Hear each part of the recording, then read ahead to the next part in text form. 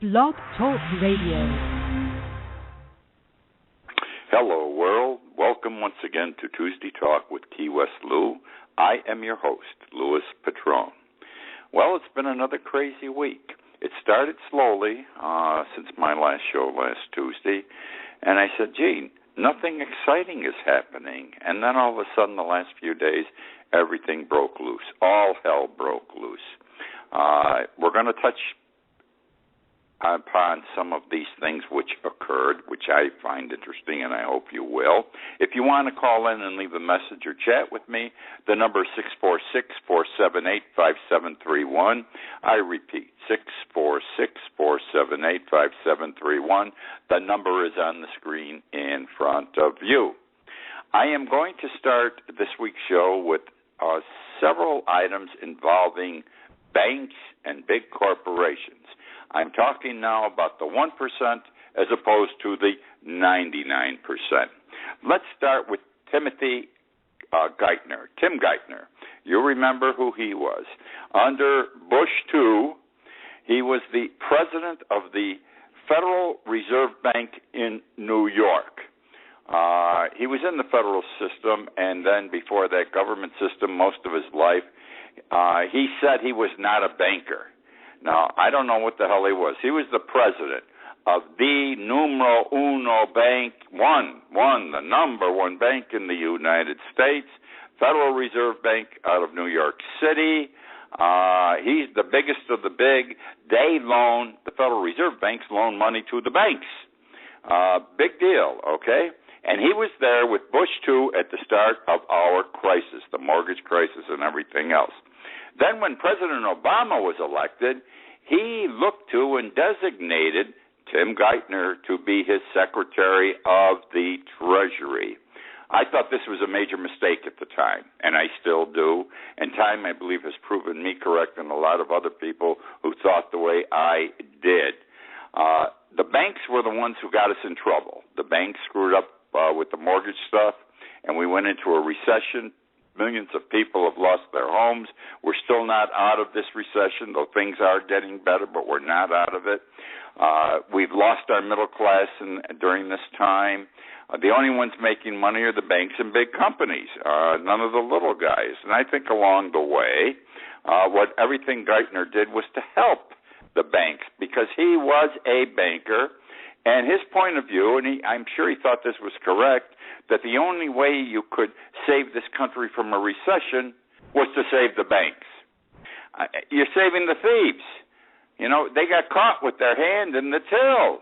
But yet we're going to save them because if you don't, the country's going to be in trouble. Well, the country's still in economic trouble, except for the bankers and the big corporations they work with directly. Why are we talking about Geithner tonight? Because yesterday he published a book. He's going to make more money now, a couple of million on the book. It's called Stress Test. And it covers his time as head of the Federal Reserve, but more so as the Secretary of the Treasury for President Obama. I have not read the book. Let me be straight with you. I haven't gotten the book yet. It just came out yesterday. I have read excerpts from the book. The newspapers yesterday and today, the Internet is full of quotes and passages from the book. And I've tried to read everything I could find. And I feel qualified to make the following observations without having read the entire book. Okay? Why was he a mistake? Let me start that way again.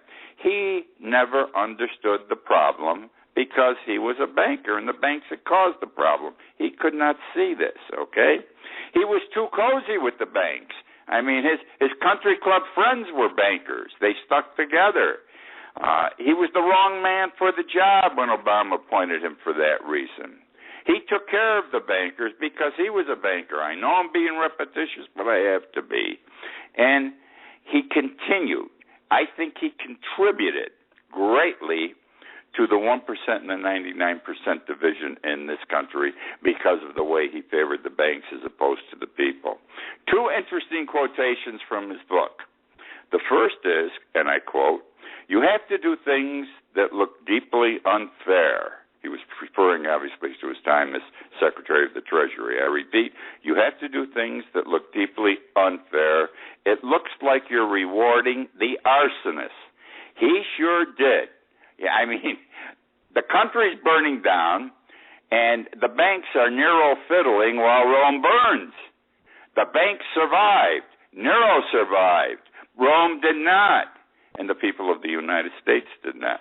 The other quote out of the book that I find amusing is that, quote, the most important, unquote, most important thing that he had to do was to prevent a depression, an economic depression, a recession. Well, he thinks he did. He thinks he prevented a depression, a recession.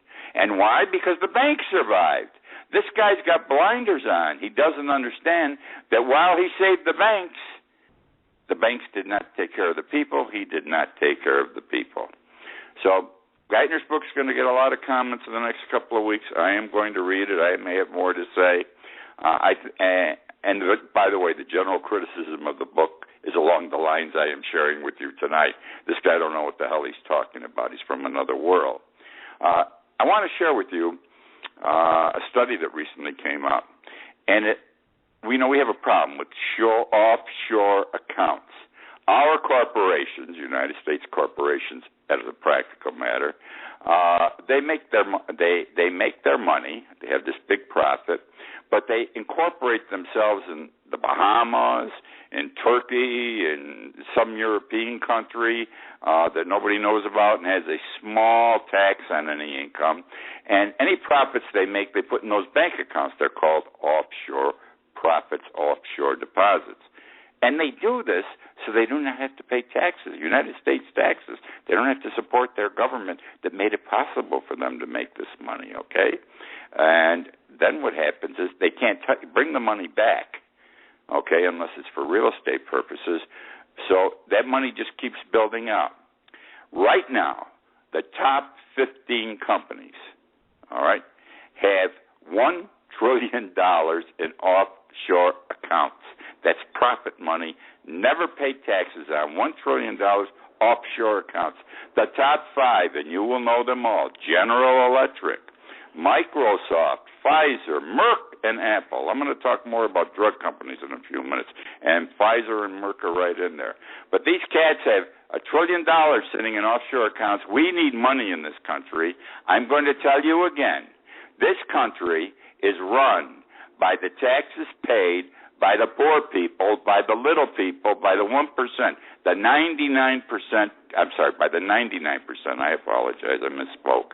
And if I misspoke earlier on the numbers, I apologize again. The 99% are the ones who support this country.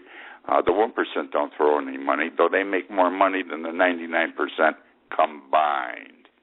Okay, let's stay with banks generally. The big banks in this country, the big banks in the world, are making a ton of money laundering drug money, illegally gotten gain. You know, and here's how it's working. Okay. Remember now what happened with the banks. They were too big to fail, too big to prosecute. Here's an example where they're too big to nail and they're too big to prosecute. What's happening? Mexico.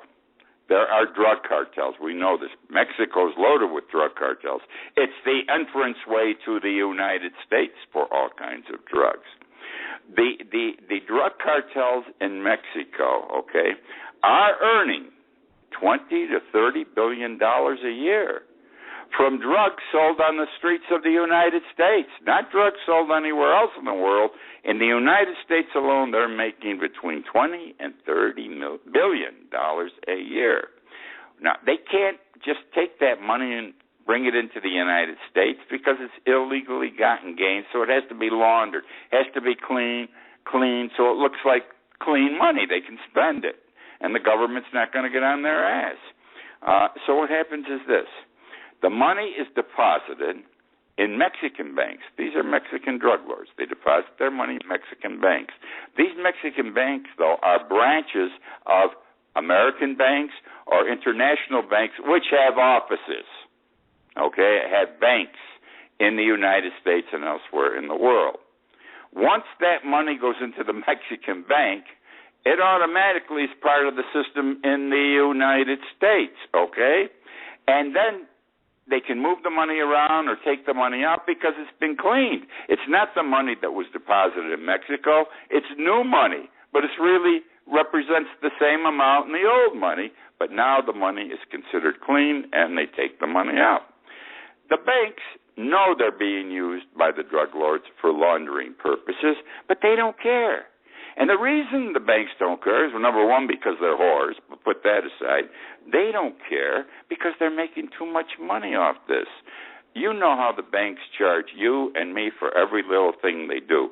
Can you imagine how they're ripping off the drug lords?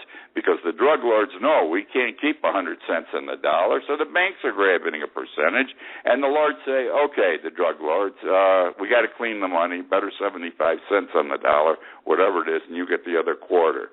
One bank alone, to give you an example how this thing works, is HSBC. They are a British-based bank. They have offices all over the United States and in Mexico. I talked about them 6 months ago on the show. They got in trouble for something else big time and paid a big penalty. Anyhow, they made, in 1 year, last year, $2.6 billion in revenue just off laundering money that was deposited in Mexico into their United States branches. Their revenue, the amount of money they made for handling those billions of dollars was $2.6 billion. And they're crying out, as are the other banks, you can't blame us that this is drug money. Really, we don't know it's drug money, and we're just providing a service and should not be penalized. I say bullshit. I'm sorry to put it that way, because they know they're dealing with drug lords, or they wouldn't have all this money coming into their bank. They should know better, and I think they're being complicit in a part of the drug trade by laundering the money. Yes, I believe this. And they should be completely liable. They should be charged criminally for doing this because they're helping to keep the drug trade going. If you can't spend the money you're making, you can't get it into circulation, there's no sense in making billions of dollars as the drug lords are. This is the primary way they clean the money. They know they should be complicit and they should be criminally liable, but we don't do this. Because, you know, our House of Representatives, whether they're Democrat or Republican, they take care of the people who support them. And the banks support our legislators big time. So their eyes are turned. They don't see. They don't want to see what they should see. Let me talk about drug companies for a moment. This is going to blow your mind also. America, the United States, makes up 5% of the world's population. We are 5% of the total world's population. However, we buy 50% of the pharmaceutical drugs sold in the world. 55% of the population, but we buy 50% of the drugs that are produced by big business pharmaceutical houses worldwide. Something's wrong that we take, personally, each of us take so many pills and drugs. Jeff Hayes recently did a documentary film, Doctored, that covers this situation, and this is the same. It's the same with all of them. They push drug prices. They make the drug prices big. Do you know, if you're in Canada and Europe, you can buy any drug you're buying in this country, a prescription drug, a hell of a lot cheaper than you can buy it in the United States. And do you further know, we are prohibited by law in most instances from buying our prescription drugs from Canada or from a foreign country, because the pharmaceutical houses got these laws passed so they don't lose the big dollar business here in the United States. And the big drug pushers are American companies. They're American companies. Merck, Pfizer, I mentioned them earlier. Roche, Abbott, Eli Lilly. Now, totally, there are exactly 12 pharmaceutical houses in this country, corporations, drug companies, that make the pills, okay, that cost you and I, the American people, millions of dollars. Let me give you an example. Abbott drug. One drug they make, Humira, is an inhibitor. It causes cancer tumors not to grow. It prevents the growth. It inhibits the growth of cancer tumors. Very important drug, very expensive. People need it. They don't want to die. Last year alone, they sold $9.3 billion worth of Humira pills. Now, I can't believe that couldn't have cost a third of that, and they're still making a big profit, $3 billion. They're pigs, just like the banks. The pharmacy houses are pigs. And I'll tell you something else. They get a break. Obama has treated the bankers well because he put them in positions of power and they took care of themselves. He has also taken care of the drug companies. Obamacare does not do enough for people, especially elders, who have to buy prescription drugs, and we buy a lot of them. I'm 78. I got 3 different heart problems. I know what I'm paying out there for drugs. Even with the Medicare plan and my supplemental plan, I still have to go into my pocket. This isn't fair. And the problem is this, I'm not going to explain it, but there's a donut hole. If you buy enough drugs, you understand what the donut is, and you get screwed when you reach it. Obama's proud that by the year 2020, under Obamacare, the donut problem will be diminished considerably. It should have been done now. He took care of the drug companies. And I think the reason he did was he didn't want them fighting him on Obamacare, and that's why he did it. Maybe it's a good reason, but we're getting screwed. The drug companies continue to make big money. Now, I'm done. I've knocked the banks. I've knocked the drug companies. I've knocked the major corporations who were making huge profits and depositing them in offshore accounts. But it's the truth, so I'm really not knocking them. Now I want to give you an historical man, a man of history, a person we are all proud of in this country, who got screwed by the banks during his time and died broke. I just wrote a column on this for the local newspaper last week. It came out on last Wednesday it came out at 5 o'clock. I wrote an article on Thomas Jefferson. Thomas Jefferson, 3rd President of the United States. Prior to that, he was a vice president. He was the first Secretary of State of the United States. He was ambassador to France. He founded and arranged the financing to establish West Point. Did I say he's the father of the Declaration of Independence? He wrote the Declaration of Independence. We all know he's a big man in the history of our country. Abraham Lincoln himself said he is up to his time, we're talking Abe Lincoln's time, Jefferson was the outstanding politician of the time. Well, Jefferson died poor. And the reason he was born to money, but he didn't know how to handle money. They say he could not balance his checkbook. He used to spend, and he spent, a lot of us do this, he spent more than he was taking in all the time, and he ended up dying broke. When he died, his last days in bed were not spent with his family reminiscing on happier times and happier days.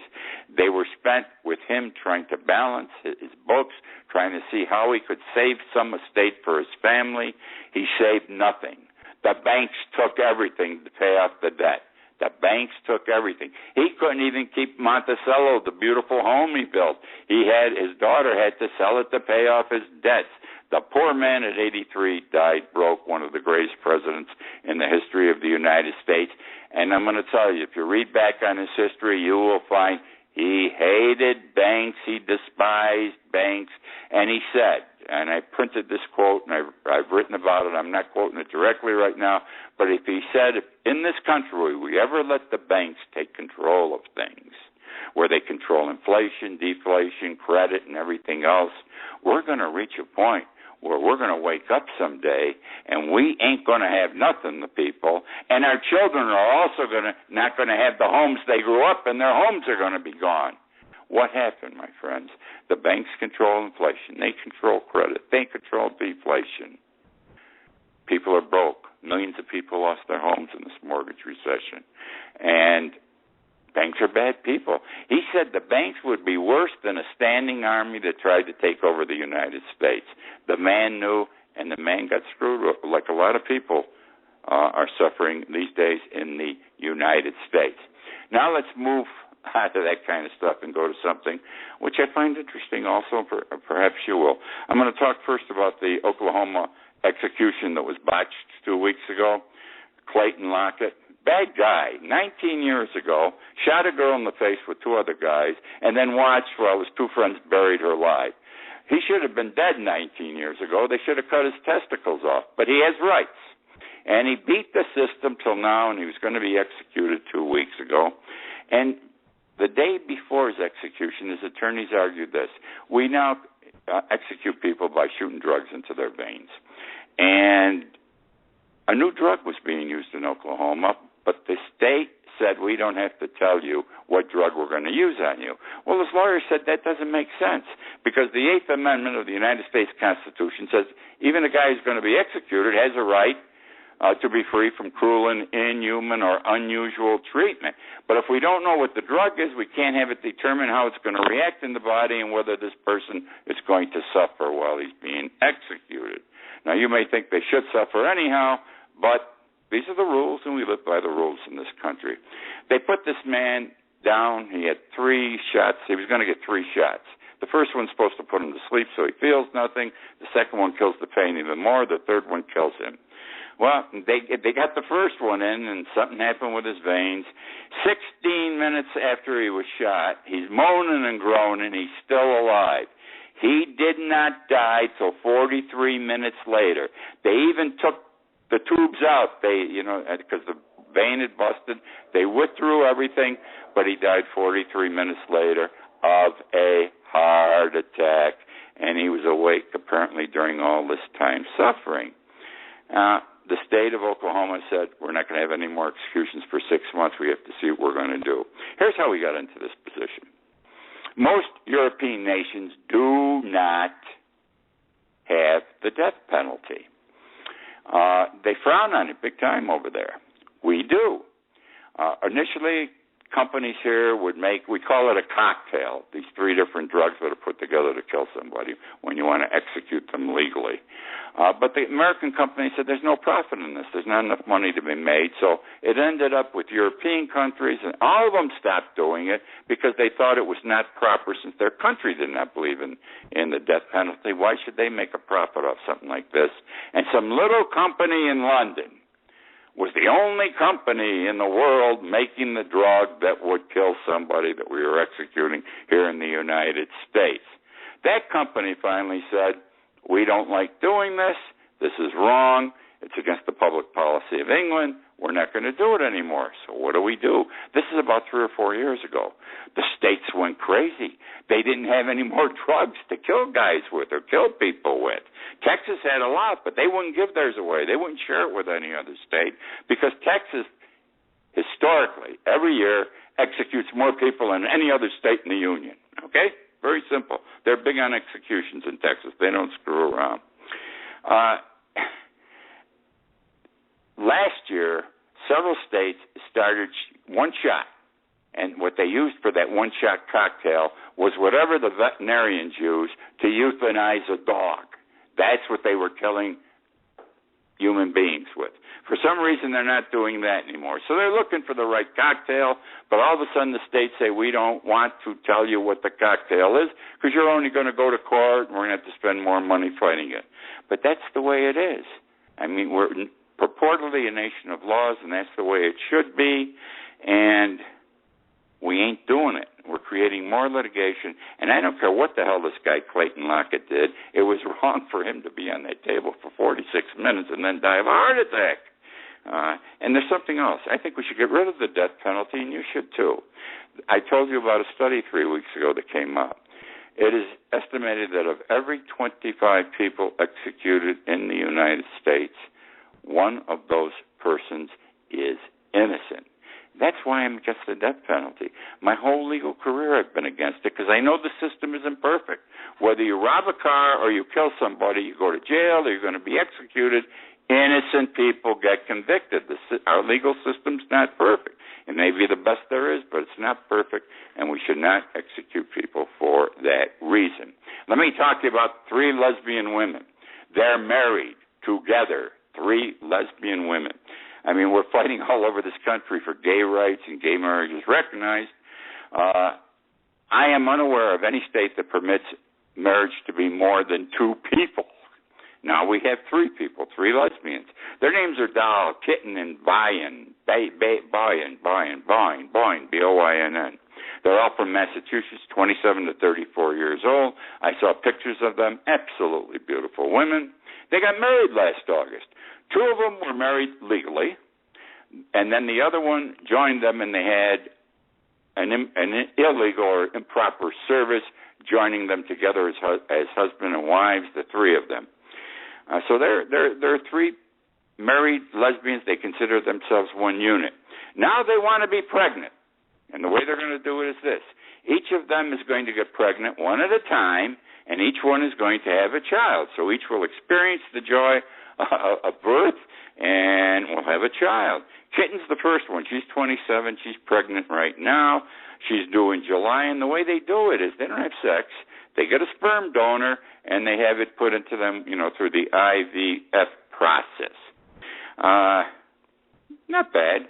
And their goal is to have 3 children, 1 by each of them. By the way, the pictures I saw, all 3 of them at the wedding ceremony in white bridal gowns with their fathers in tuxedos. I want to talk about judges a little bit for a few minutes here. I think judges in the whole world are getting more and more screwed up. I start with the United States Supreme Court. I'm sorry, the conservative bloc is too political. Many of their decisions are politically motivated, and that is not correct. Remember the statue of justice. Justice is blind. Her eyes are covered. We're not that way anymore. Things are wrong in this country when it comes to our judiciary, especially the United States Supreme Court. But I want to go to Egypt now. Egypt. They're crazy. Remember 3 or 4 years ago, they had the revolution in the square, and our country said, woo, this is terrific. We got rid of, the leader. We said we got to have democracy. The guy was our friend for 30 years. And at one point, they've had about 3 presidents, I think, or 4 different governments since then. The Muslim Brotherhood took over, real tough people. And after about a year in power, they got knocked out of power. And recently, an Egyptian court sentenced Mohammed Badi, who was the political leader of that party, the Muslim Brotherhood, and 682 of the Muslim Brotherhood supporters to death. 683 people sentenced to death in one courtroom. Now, that is not the way to play politics. You don't kill your enemy. You let him live to fight you another day in an election.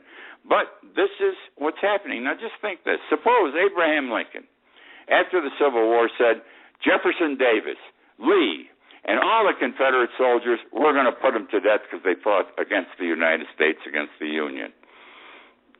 You don't do that. The problem is there's no Abraham Lincoln in Egypt. I could go on. I got stories about Pakistan, and a Spanish judge is really getting screwed because he sent a banker to jail. But I will save those for another day, perhaps next week. This is basically the show for this week. I hope you have enjoyed it. The show is archived, as you know, and I know at least 2,000 of you listened to this during the course of the week. It's also on YouTube. You can find it there. Remember, I wrote a book, The World Upside Down. It was published in December. If you like this show, you'll like the book. You don't like the show, you will not like the book. Don't buy it. And that's about it. I appreciate your joining me again this week. And I look forward to talking with you again next week. That's it, folks. We are all done.